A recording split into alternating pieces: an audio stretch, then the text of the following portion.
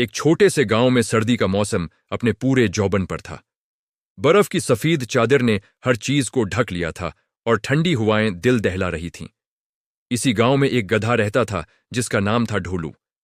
बेचारा ढोलू सर्दी से ठठर रहा था। इसके दांत बज रहे थे और वो कांपते हुए अपने मालिक सखराम के पास गया। उसने मिन्नत भरे लहजे में कहा, मालिक, सर्दी बहुत ज्यादा है, मुझे एक गरम रजाई ला देना, मैं ठंड से जम जाऊंगा।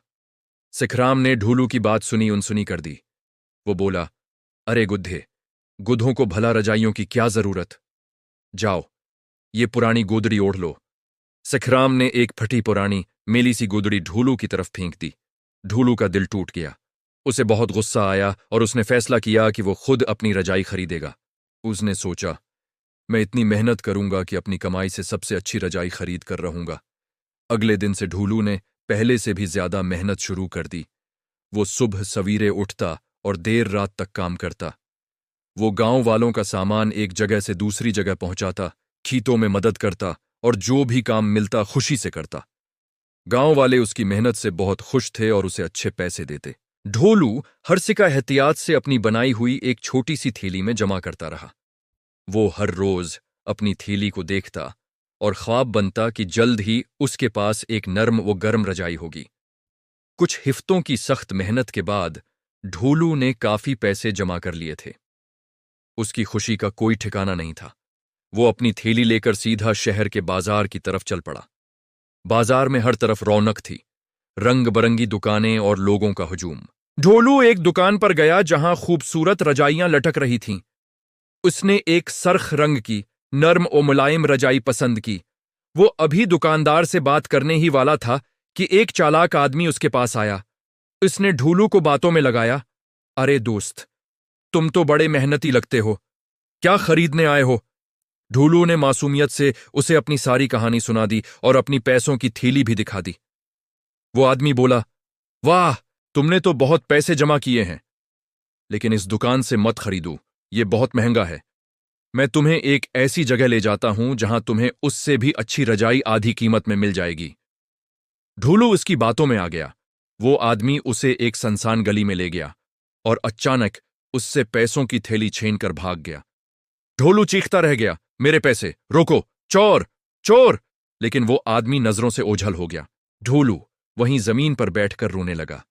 इसकी सारी मेहनत जाये हो गई थी। इसके सारे ख्वाब टूट चुके थे। दिल शिकस्ता होकर वो वापस गांव की तरफ चल पड़ा। इसका दिल बहुत भारी था।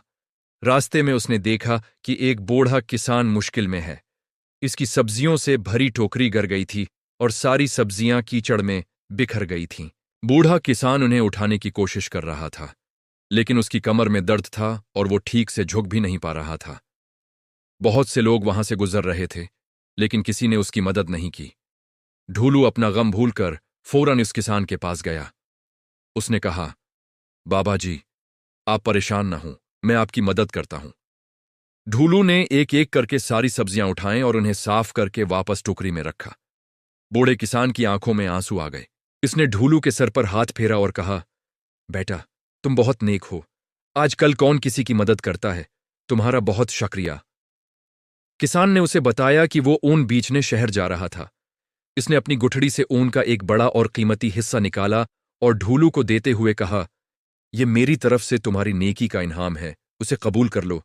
ढोलू ने पहले तो इनकार किया, लेकिन किसान के इसरार पर उसने वो ऊन ले ली। ढोलू ऊन की गुठड़ी लेकर बहुत खुश था। इसे एहसास हुआ कि नेकी कभी रायगा नहीं जाती। वो सीधा बाजार में इस दुकानदार के पास गया जो रजाइयां बनाता था। इसने दुकानदार को औन दी और कहा, क्या आप इस औन से मेरे लिए एक रजाई बना सकते हैं? दुकानदार ने औन देखी तो हैरान रह गया। उसने कहा, यह तो बहुत ही ऐली कस्म की ऊन है, उससे तो बेहतरीन रजाई बनेगी। दुकानदार ने कुछ ही दिनों में ढोलू के लिए एक शानदार, नर्म और गर्म रजाई तैयार कर दी। जब ढोलू ने अपनी रजाई देखी तो उसकी आंखें खुशी से चमक उठीं। वो बिल्कुल वैसी ही थी जैसी उसने ख्वाबों में सोची थी। उसने दुकानदार का शुक्रिया अदा किया और अपनी रजाई लेकर खुशी खुशी गांव वापस आ गया। इस रात जब ठंडी हुआ चल रही थी, ढोलू अपनी नई गर्म रजाई में लपटा हुआ था। उसे न सिर्फ जिस्मानी तौर पर सुकून मिल रहा था, बल्कि उसका दिल भी इत्मीनान से भरा हुआ था कि उसने ये रजाई अपनी मेहनत और नेकी से कमाई थी। वो मीठी नींद सो गया और इस रात उसे बहुत खूबसूरत ख्वाब आए। दोस्तों, इस कहानी से हमें यह सबक मिलता है कि मेहनत और नेकी का फल हमेशा मीठा होता है। अगर आपको ये कहानी पसंद आई हो तो वीडियो को लाइक करें और हमारे चैनल को सब्सक्राइब करना ना भूलें। शुक्रिया।